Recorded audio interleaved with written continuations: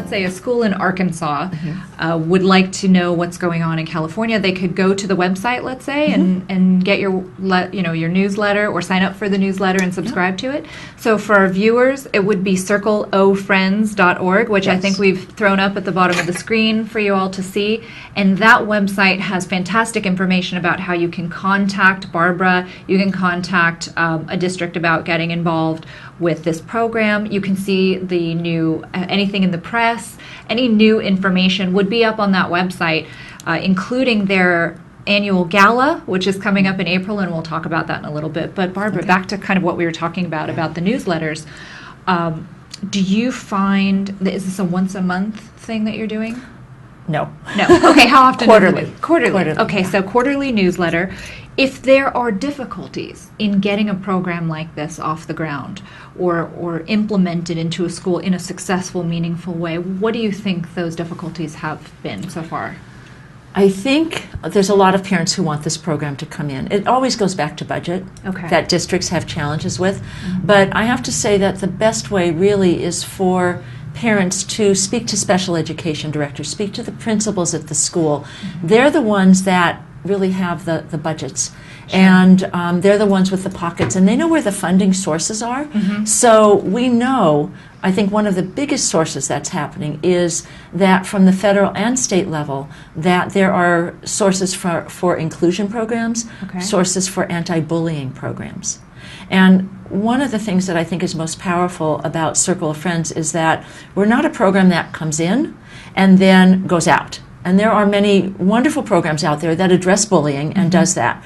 But because we're woven into the fabric of the campus, that really gets it changes the campus climate. And that's where we really serve as an anti-bullying program. It really just sensitizes a campus to differences. Well, you have had a very positive response to this program, and it has grown exponentially over the years thanks to you and your hard work. And I understand that you have provided some photos of the different students in some of the schools so that our viewers can see kind of firsthand these relationships and kind of what it looks like on these campuses and how these campuses are becoming a much more friendly place and just a better place to be educated.